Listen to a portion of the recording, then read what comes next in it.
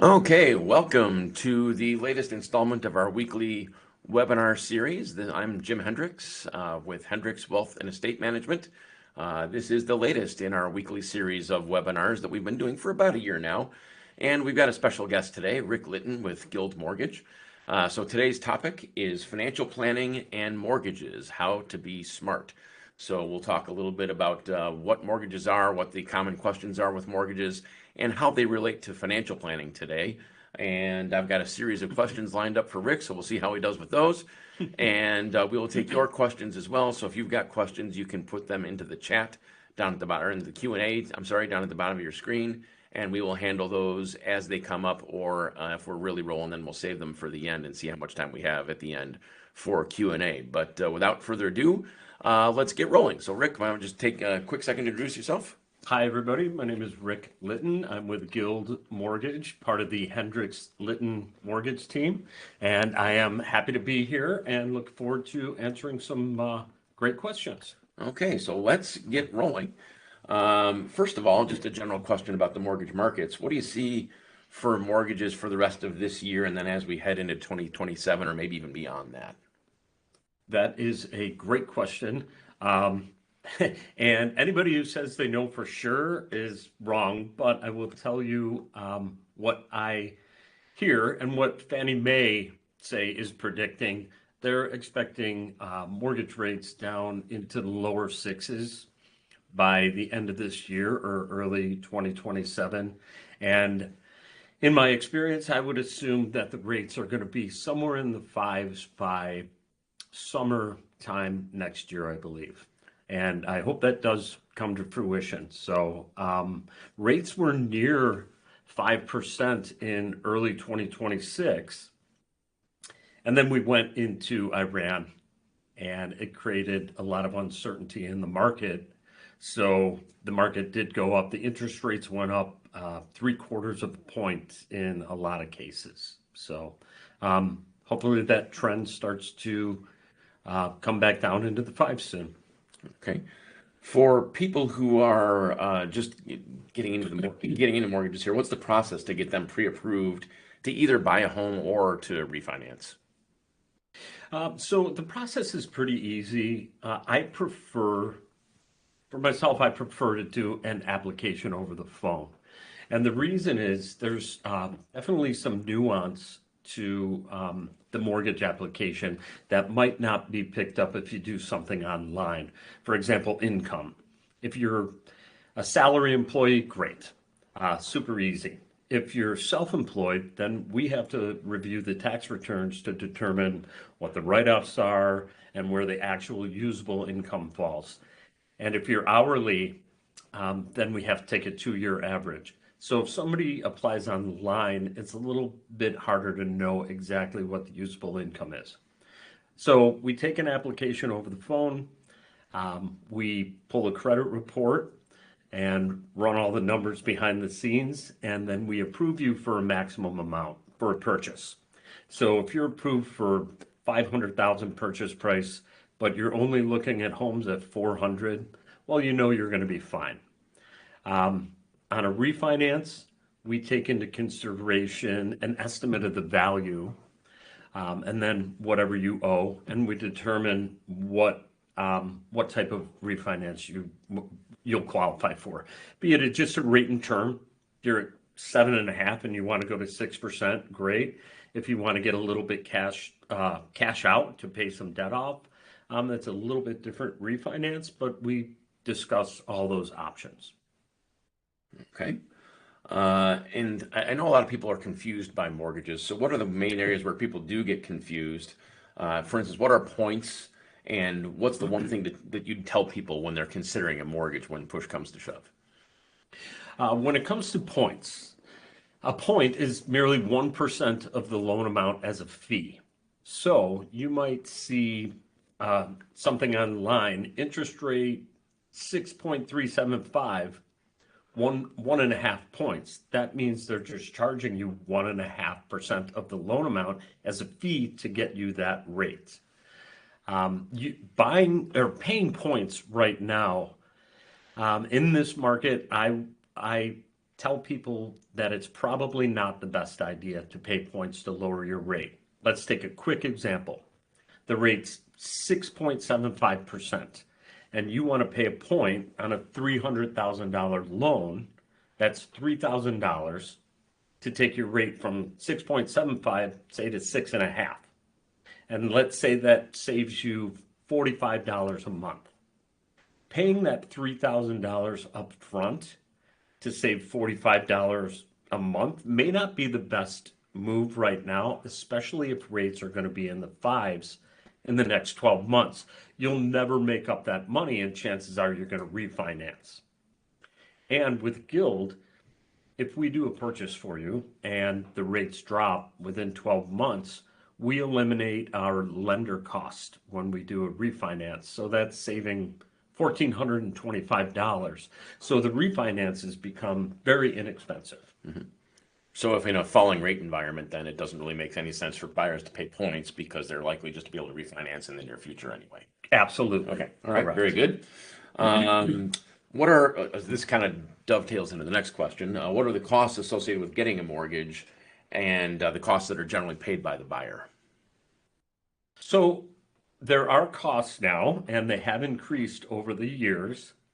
Generally speaking, and take this with a little bit of a grain of salt, generally speaking, you can expect about $6,500 in costs. Most of that cost is the title, obtaining the title to the property. That is determined by the seller's attorney. And depending on the purchase price, the higher the title cost might be for the buyer. Anywhere between $3,200 and $4,500 for title. The lender fee is about $1,425 with Guild. You're going to pay the recording of the deed and the mortgage, which is a couple $100. You're going to pay an attorney fee, which could be anywhere from $400 to $700, depending on the attorney that you get. You also pay the first year of homeowners insurance up front. You're always going to be a year ahead on homeowners insurance. So if the insurance is $2,000, that's part of the closing costs. So generally speaking, $6,500, depending on insurance, maybe $7,500 for the buyer. Okay. And I assume that you like to work with a team of professionals. In fact, knowing you, I know you like to work with a team of professionals. Of course. When working on through the lending process. So who are the important team members that you like to have involved in the process? So the good news with Guild and the Hendricks Litton team is that everyone on our team has at least 20 years experience. We have an assistant who's been in the business for over 25 years, our processor over 25 years, and our underwriting team much longer than that. So it's so important to have a great team when you're doing a mortgage because there's so many little nuances behind the scenes that we have to consider, especially with a condo. We have to get association management company information. We need to deal with the attorneys. We need to deal with the real estate agents, and there's documentation behind the scenes we need to get. So we have that process so down pat that there's no surprises at the end of the loan when you're going to closing. Most everything is done within the first 2 weeks. Then it's typically hurry up and wait until the closing date comes. So it's very, very important to have a great team. Okay. And we'll talk about this in a little bit, but where I kind of come into the fray here is as a financial planner, I wanted to get involved in the mortgage process because I want to make sure that from a financial planning standpoint, which is kind of the overarching topic of today's meeting, we want to make sure that people are getting the best deal for themselves for their long-term finances as well. A lot of times people will weigh out the options that are available to them short-term versus long-term. They don't know how fast they want to pay off their debt. They don't know if they should go with a 15-year term or a 30-year term. Again, I'll talk about all that in a little bit. But as part of the team, having a financial planner look at your finances too to tell you what is likely in your best interest in the long run, and to make sure that you're not getting overly charged up front by fees or other things it's just kind of good to have another set of eyes looking at things. So that's where we like to get involved too. Let's see. There's a big question that we get a lot is what is mortgage insurance, and is that something that should be avoided? It doesn't necessarily have to be avoided, but mortgage insurance is merely as a policy that protects the bank in case the buyer defaults on the loan. So if the buyer defaults on the loan, the mortgage insurance company is going to pay a portion of that loan back to the bank. So they're insured. If you put less than 20% down, you're going to incur mortgage insurance. Depending on the down payment, the larger or smaller the insurance will be. For example, if you put 3% down, it's going to cost a lot more per month than if you put 15% down. And it's also predicated on credit scores, the amount of insurance you pay. And next question is, I know this one used to confuse me a lot before I learned a little bit more about the mortgage business, but when you're talking to mortgage brokers and people in the mortgage industry, they're always talking about conventional FHA, VA. Can you explain what's the difference between conventional FHA and VA loans? Sure. A conventional loan is a standard Fannie Mae, Freddie Mac, the two governing bodies of the mortgage world, a standard conventional conforming loan that most people do. 30-year, 15-year, 20-year, whatever the term is.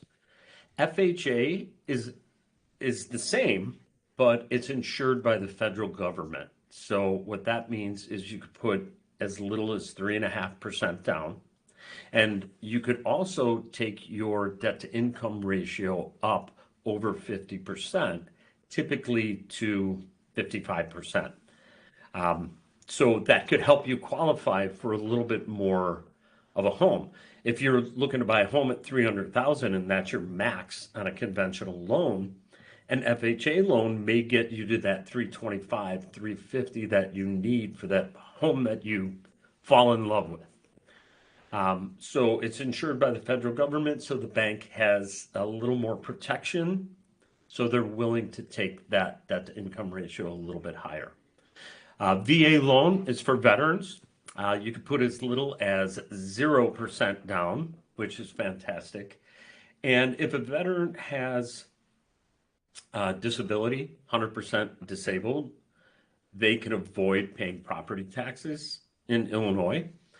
And they, depending on the percentage of the disability, they could also avoid the funding fee for a VA loan, which is several $1,000s in many cases. So, And that can vary from state to state, correct? It could. So, all right. So, Yep. yeah, our office, we're coming to you live from Illinois today. That's where our home office is in Algonquin, Illinois. We also, Hendricks Wealth and Estate Management also has offices in Bradenton, Florida, and this reaches audiences all across the country. So, but we know a little bit more about the Illinois markets, but in your specific market, there might be different variables that apply to you. Correct. Okay, very good. What are the conditions where when somebody might go from a conventional loan over to an FHA loan instead? Well, it's more typical to go from an FHA loan to a conventional loan. Okay. Because with an FHA loan, there's automatically mortgage insurance no matter what your down payment. So sometimes people want to refinance. Maybe they have an FHA loan, their credit score is a little bit lower, so that might benefit them with the mortgage insurance and the rate. And then 2 years down the line, their score goes up to 800. They have more equity. They want to refinance to a conventional loan and get rid of that mortgage insurance altogether. So that's more typical. I have had people go from a conventional loan to an FHA for typically reasons of credit score. Some anomaly happened in their credit, and that's the way that they have to go. All right. So typically your FHA is going to be something, there's going to be some factor of that loans that have an application that doesn't qualify for conventional. So Correct. to go as a backup down to an FHA. Yes. Okay. All right. Very good. All right. You want to give your contact information and then we'll get into a little bit about the financial planning and how that ties into the mortgage business. Sure. All right. Again, Rick Litton. The phone number is 630-319-4762. And you could email me at rlitton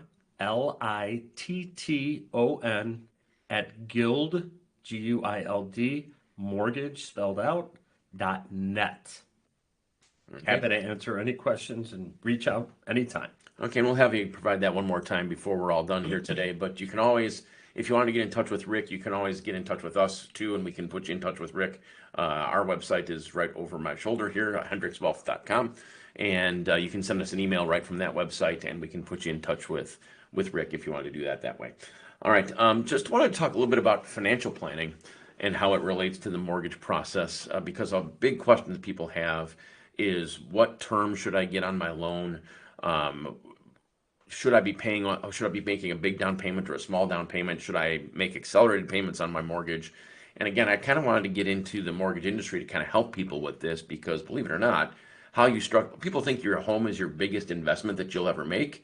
And we hope that that's actually false for most people because your retirement plan should be the biggest investment that you ever make. But your home is a very important part of that. And if you overcommit cash to your home, that leaves you less to putting into your retirement plan, either in the amount of home that you purchase or the amount of your payment that you create for yourself for down the road. So, for instance, we're generally recommending that people get a 30-year loan instead of a 15-year loan. I know that sounds counterintuitive to a lot of people because you've been told your whole life that your mortgage interest is going to be your biggest expense that you ever pay. But if you think about it this way, when we're investing, I can't really quote returns, but hypothetically, let's say the S&P 500 has averaged close to a 10% rate of return annually over the years for long, long periods of time. It's been pretty close to 10% per year. So if we use that as our benchmark and we could have a mortgage at 6%, I'd much rather see you put $1 towards your investments and earn 10% rather than put $1 towards your mortgage and save 6%. It's much better to make 10 than to save 6. Now, the stock market, this may not be for everybody. The stock market is a risky place. You don't make a straight line 10% every year. There's years where you go backwards. There's good years, there's bad years. But in general, as a lifetime strategy, you're very likely to come out ahead if you're investing money towards your retirement or towards an investment account rather than using those same dollars to pay off towards your mortgage on a faster basis. You might have a slightly higher rate if you go with a 30-year mortgage instead of a 15-year mortgage, but you're going to be coming out ahead because the extra dollars that you're saving in your monthly payment can then be invested and earn an average annual rate of return that's very likely to be higher than the rate of interest that you're paying. This is something that I've been doing in my own personal life for many, many years now. And I carry mortgages on every property I've ever owned. And in my investment accounts, I have enough to pay all those off right now if I wanted to, because I've been disciplined about investing my extra cash to go towards investment accounts over time. So, and that's something that's markets have been generally very, very good for the most part over the last 20 years. Occasional bad year in there. 2022 was a bad year. But overall, there's been many, many more good years than bad years, and that's led to some very healthy returns in investment accounts. And again, that return is very likely going to be higher than what you might have as a mortgage rate going forward. So we generally recommend 20% down though. So we want to avoid mortgage insurance if you can. So we generally recommend people put 20% down unless they're qualifying for one of these other programs through FHA or VA. And then also extending that term out as long as reasonable, which is usually a 30-year period for mortgages, generally what we recommend. And then once you do have that mortgage, a lot of people, again, they think that the interest expense on my mortgage is the biggest expense they'll ever have. So they get this urge to pay off that mortgage early. We are generally not in favor of that because, again, you've got an opportunity to leverage yourself a little bit and get better returns by taking those same dollars and investing those instead, especially if you can do it into some type of tax deferred vehicle like a 401k or a Roth IRA. But even if you can't do it into a tax deferred vehicle, then you're still getting a incremental return, very likely in excess of the interest rate that you're paying on your mortgage. So we generally look for people to stretch those out over time. And again, where I like to be involved in the process is helping people make the right decisions right out of the gate. And I know Rick and I have known each other since 1989, something like that. So I know Rick's character. I know that when we're working together, I know that Rick's going to get people into the right product, and that's why I chose to align myself with Guild. So if we have any other questions, we will take those now. Rick, you want to give your contact information again while we're waiting? Yep. Phone number is 630-319-4762. Email is rlitton@guildmortgage.net. Okay. And again, you can always go to our website if you want to reach out to either of us. You can reach us at our office at Hendricks Wealth and Estate Management by going to www.hendrickswealth.com. And if you send us an email, we can put you in touch with Rick if you're looking for mortgage information. Again, this is our latest in a weekly series. Every Wednesday at 11:30 Central, 12:30 Eastern, we do one of these webinars. Now, I say we do this every Wednesday, but we're not having one next Wednesday. Our staff is all tied up with an activity next Wednesday, so we will not have one on August 5th, but we will be back on August 12th. My brother and our in-house estate planning attorney and also financial advisor, Sean Hendricks, will be hosting a webinar entitled Estate Planning in Your Retirement Years. So please tune in for that one. Again, these do happen every week at 11:30 Central, 12:30 Eastern. Again, I'm Jim Hendricks with Hendricks Wealth and Estate Management. This is Rick Litton with Guild Mortgage. We does not look like we have any other questions. We'll give a minute for any other possible questions to come in. But if we don't get any, then we will wrap up for this week. And hopefully we'll see you again on one of these podcasts very soon, one of these webinars very soon. And it doesn't look like we're going to get any other questions. So I guess that's it for today. Thanks again, everybody. And we'll hope to see you again. Thanks for Bye. having us.